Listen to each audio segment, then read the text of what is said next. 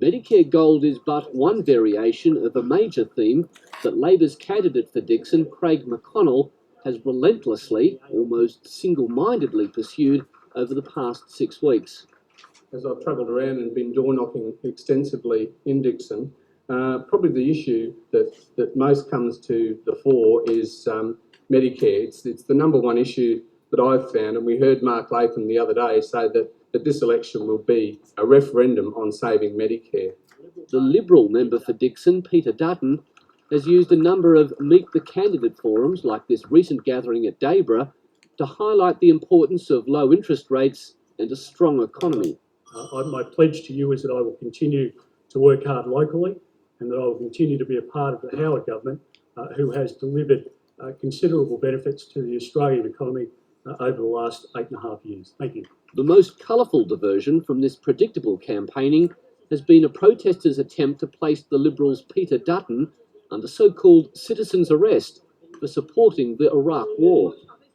You have the choice of three to sit down or be removed. 1, 2, 3. Ken, can you please remove the gentleman from the hall? Thank you. Take him with you.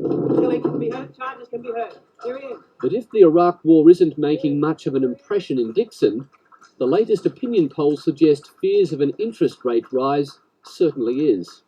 Lab's being very clever in targeting bulk billing, but I suspect it's going to be subsumed somewhat by the broader economic issues of interest rates and the general cost of living. Peter and Rob Davies were this week still trying to weigh up the promises of better health and family-friendly policies under Labor with the risk of higher interest rates. I am nervous, and I think John Howard is playing on the public's view of that. But yeah, it does worry me that it's the devil you know against the devil you don't.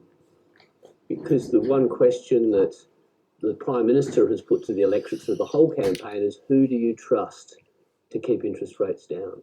Really, when it comes down to it, who do you trust? Not a politician. After 5 weeks of cramming letterboxes with glossy pamphlets, both the major parties took to the airwaves this week with state and even seat-specific advertisements. Yeah, well, they've had 8 years and they've done nothing. How long do they need? Yeah, how long do they need? I'm sick of these Brisbane Liberals. I'm going to send them a message on Saturday. When you vote for Peter Dutton and Mel Brough, things get done in Dickson and Longman. Like over $4 million for better local roads, nearly 3,000 work for the dole places, and over 2,000 new